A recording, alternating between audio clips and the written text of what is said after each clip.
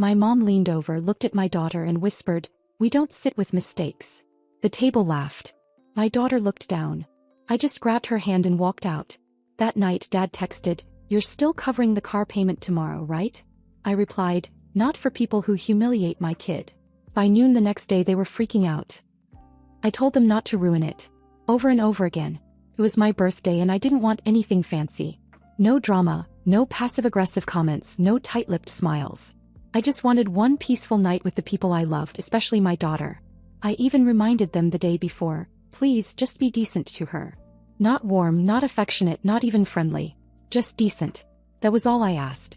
My mom said I was being dramatic. My dad didn't answer. They've always had a strange relationship with my daughter, Ava. She's 13, sharp, a little introverted. The kind of girl who notices everything and says very little. And unfortunately for her, she was born into a family that values fake smiles and polite silence over honesty. She doesn't fit their mold and I guess they never forgave her for that. Things had been getting worse for a while. A jab about her weight here, a joke about her attitude there. Always quiet enough to deny, never loud enough to confront. At holidays they'd forget her favorite foods. At birthdays, they'd give her passive-aggressive gifts, like a self-help book for teen girls with big feelings.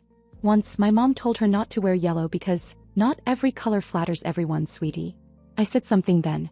Got told I was too sensitive. Still, I invited them to my birthday dinner. By habit maybe. Or hope. Or because after all these years I still thought maybe they'd surprise me. That maybe if I begged hard enough, warned them clearly enough, they'd act like normal, loving grandparents for one damn night. We booked a restaurant. Nothing extravagant, just a quiet little Italian place Ava liked because of the string lights and big windows. I told her she could pick the venue. She smiled. She even wore the blouse my mom gave her last Christmas. I hadn't seen her wear it before. Maybe she thought it would help. Everyone arrived on time. My husband, a few close friends, some cousins. The vibe was light. My mom showed up in a dress she wore to every occasion, like it was her personal uniform for being seen. My dad looked bored within 5 minutes, already half scrolling through his phone. But Ava sat beside me, quiet, polite, trying. For a while it felt normal. We ordered, laughed, even joked around. I started to relax. Maybe I'd been too tense, too defensive. Maybe this time really would be different. Then dessert came. Tiramisu. Ava's favorite. Someone made a joke about parenting, I don't even remember what it was, and Ava in that matter-of-fact teen voice said, "I don't think I want kids when I grow up." It wasn't rude, just honest. And honestly not that deep. People chuckled. Even I smiled. But my mom turned her head sharply and locked eyes with Ava. She leaned in slowly across the table and whispered something I couldn't quite hear. I saw Ava blink, then lower her head.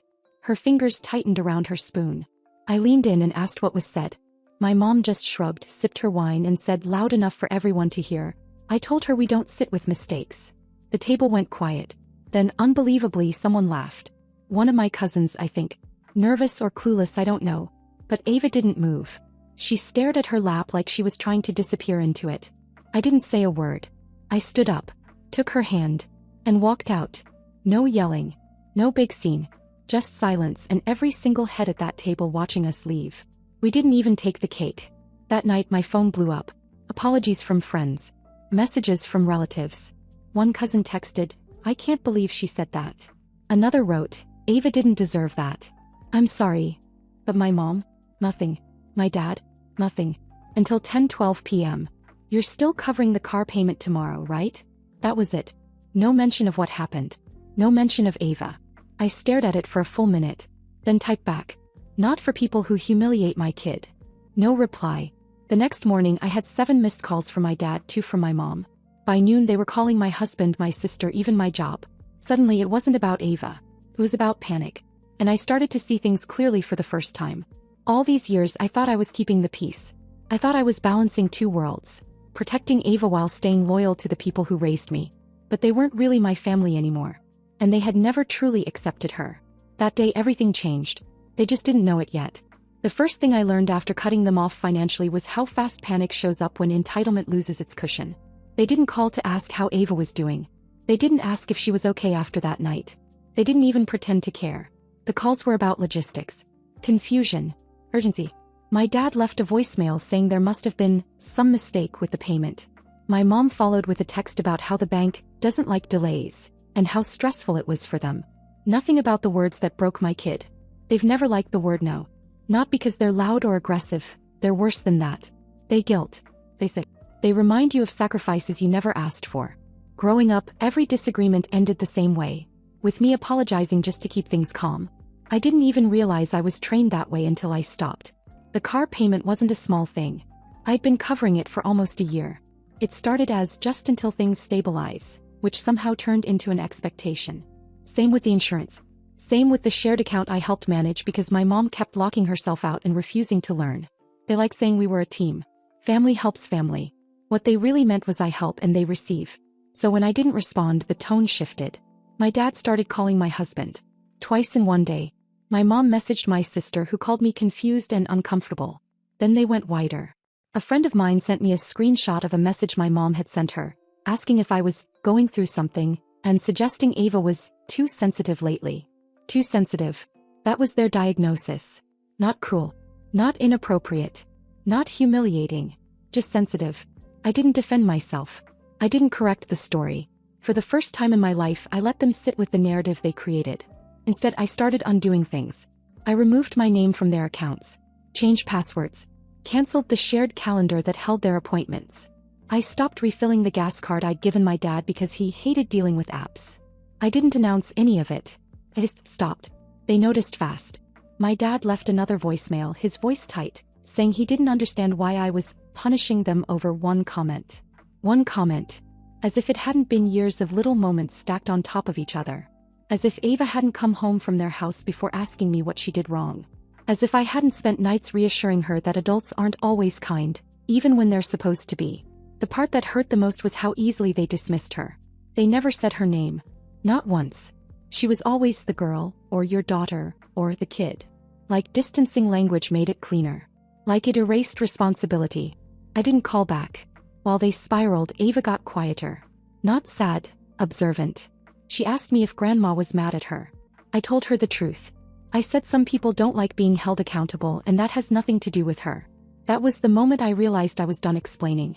I'd spent years translating my parents to my child, softening them, making excuses so she wouldn't feel unwanted. And I'd spent years translating my child to my parents, hoping one day they'd listen.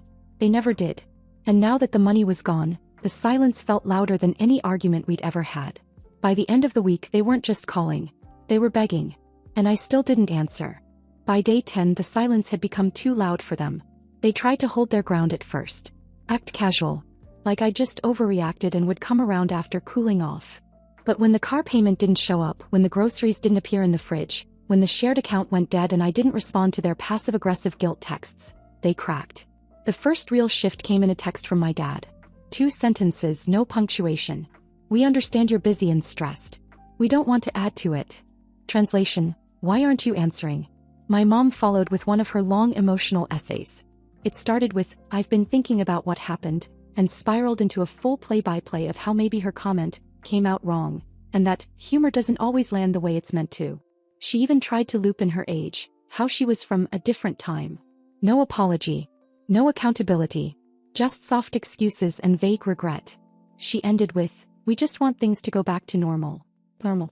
As if normal was me constantly managing the damage they caused while smiling through it. I didn't reply. That weekend I took Ava out. Just us. We drove an hour to this used bookstore she loved, the one with mismatched furniture and a sleepy cat in the window. I let her pick out whatever she wanted.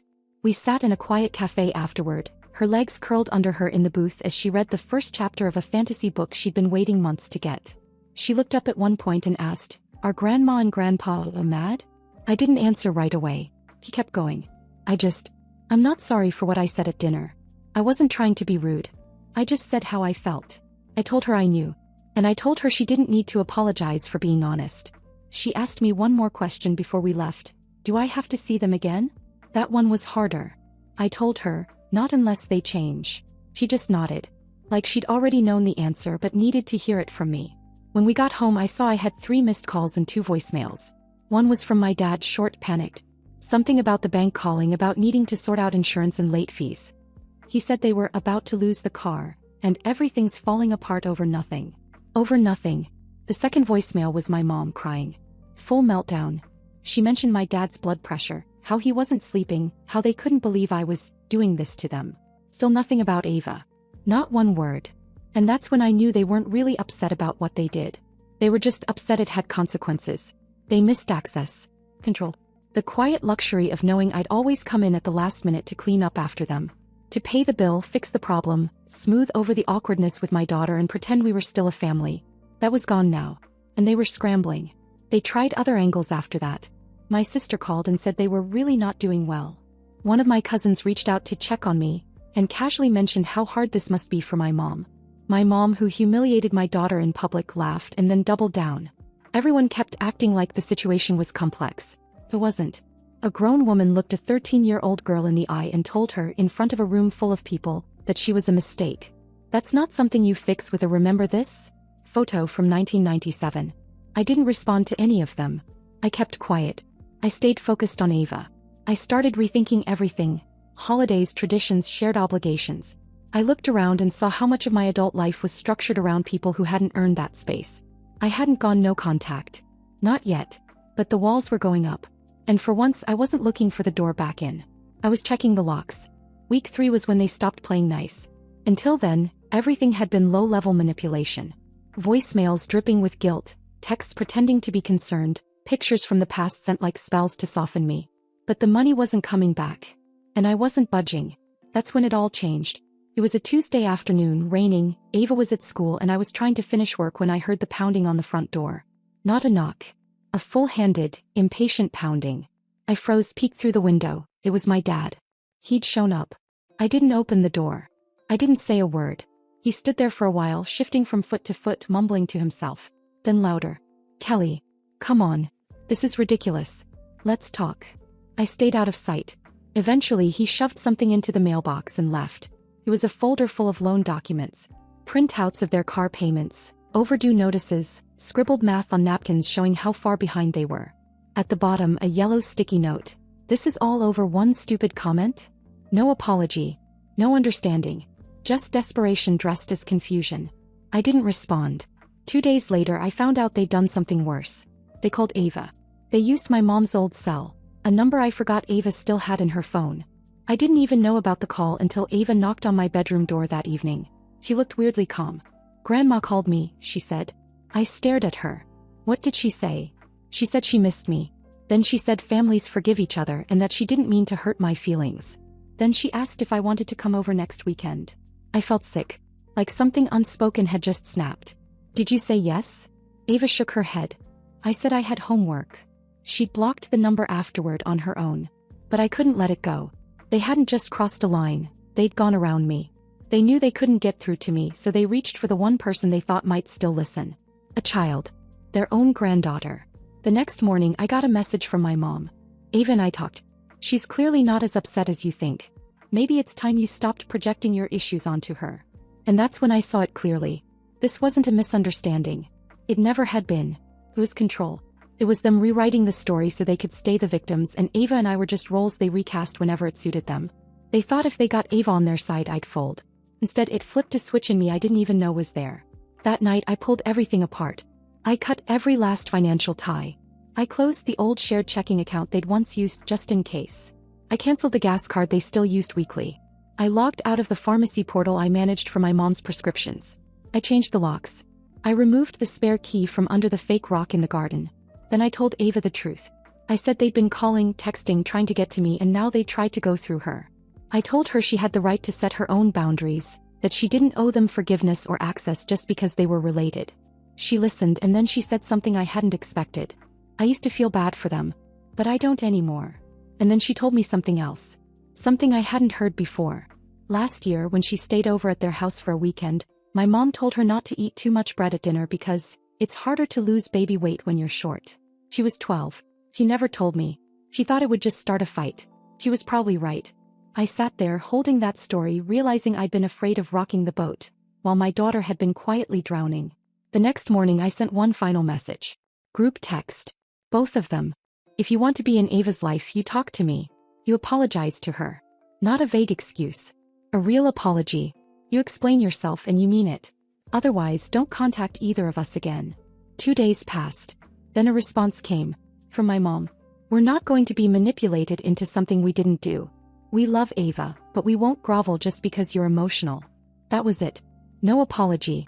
No ownership. No intention to change. Just confirmation of everything I already knew. They didn't love her. Not really.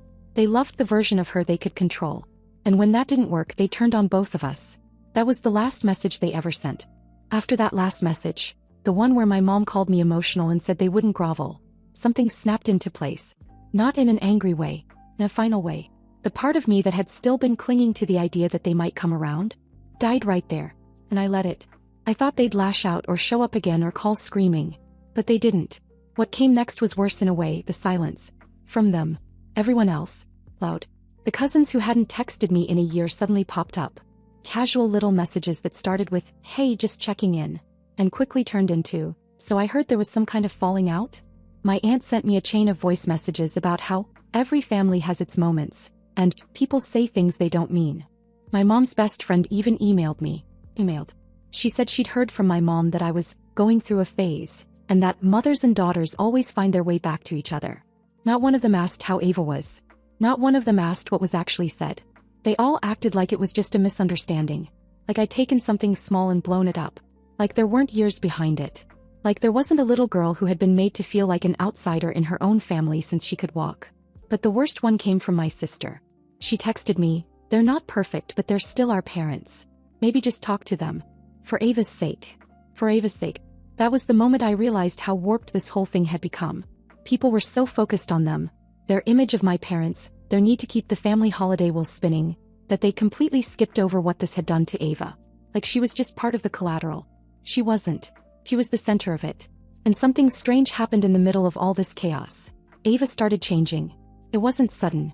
It was quiet, slow, like something inside her was loosening. He came out of her room more. Looked more. Started giving real answers to questions instead of shoulder shrugs. She started leaving her sketchbook out in the open instead of hiding it under her bed. And one afternoon while I was cleaning up, I found a drawing she left on the kitchen table. It was us. Me and her. Sitting on a park bench sharing a slice of cake laughing. In the background there was a table full of people with no faces. One of them had a speech bubble that said, "We don't sit with mistakes." But we weren't at that table. We were facing the other way. She'd drawn herself walking away from it. She hadn't just accepted what happened, she was rewriting it. That same week, I heard from a friend of mine who works at a pharmacy where my parents used to pick up prescriptions. Apparently, my mom came in asking for help refilling something but couldn't get access to her account. "My daughter used to handle it," she said. "She's taking some space." That was how she explained it. Like I'd gone on a retreat. Like I'd be back soon. Then another surprise came. I got a call from a local charity I used to volunteer with. They said my mom had reached out asking if I still did bookkeeping for donations. She told them I was just overwhelmed lately, but she'd try to get me involved again. Like nothing had happened. Like if they could keep saying my name in the right rooms, maybe they could still control the story. They were losing control and they didn't know what to do with that. Meanwhile, Ava was just blooming. No other word for it. The more distance we had from my parents, the more she came into herself. She joined the art club at school. Started baking. She started laughing with her whole face again. But there was one thing still sitting between us. She never asked if they were going to apologize. She never asked if we'd go back. She just kept waiting. So I decided to try one last thing. I wasn't doing it for my parents. I wasn't doing it out of guilt. I was doing it because I wanted to give Ava the closure she deserved. Not just an ending but a clear choice. I sent a message. One sentence. "Ava is willing to meet with you. Once. If you're ready to have a real conversation and apologize face to face." It was a simple test. Nothing dramatic. No begging, no second chances. Just a door, barely open. They responded 2 days later. It was exactly what I expected. "We'll think about it. But only if you're not going to make a scene." That was all I needed to see. They weren't interested in rebuilding anything. They wanted to save face. And now I was finally ready to stop pretending they ever wanted more than that. That was it for me. That message, "We'll think about it. But only if you're not going to make a scene," sealed everything. Even when offered a second chance, even when they had a clear path to redemption, they still couldn't take accountability. They didn't even ask when or where. They weren't concerned about seeing Ava. They were only worried about how they'd look. They always were. So I never replied. I didn't ask again. I didn't explain or clarify. I deleted the message and moved on. And that's when the real silence began. Not awkward silence. Not angry silence. Real permanent silence. I stopped wondering what they were thinking. I stopped replaying that night. I stopped hoping for a moment that would undo everything. It wouldn't come. Never could. Because they weren't sorry. They weren't capable of the kind of love Ava deserved. I made it official a week later. I blocked their numbers. Removed them from emergency contacts. Told my daughter's school they were no longer authorized for pickups or meetings. I went through every document, account, and form, and erased them from all of it. No more photos on the fridge. No more saved addresses. I even changed the password to the old Netflix account they still had access to. It felt cold in a way. But it also felt clean. That Sunday I sat Ava down. I told her the truth. That I'd offered them one last chance and they didn't take it. I told her she wouldn't be seeing them again. Not because she wasn't wanted, but because she deserved better. She listened, quiet and steady. When I finished, she didn't ask any questions. She just nodded and said, "Okay." I asked if she was sad. She said, "A little. But not the kind that stays." That sentence stayed with me. It still does. Because for so long I thought this kind of break would leave a hole. That cutting ties with the people who raised me would fracture something permanent. Maybe it did. But what came in its place wasn't pain. It was peace. Thanksgiving came and went. Just the three of us. We made stuffing from a box and Ava burned the rolls and my husband spilled cider on the couch. It was imperfect and messy and full of laughter. There were no hushed tones or forced smiles. No one felt like they were walking on a tightrope. It was our own. Later that night, Ava pulled out the sketchbook again. She'd added something new. It was a drawing of a big, open window and 3 people sitting at a table beside it. Below it, one line in block letters. "We don't sit with mistakes. We make space for each other." I didn't cry. Not then. I just hugged her and I let that line settle into the part of me that used to think loyalty meant sacrifice. Now I know better. Loyalty is showing up for the people who show up for you. It's love that doesn't cost your dignity or your child's self-worth. It's not a burden you carry out of guilt. It's a choice. I chose Ava. And I'd do it again 1,000 times. We don't sit with mistakes. We leave the table. And we build our own.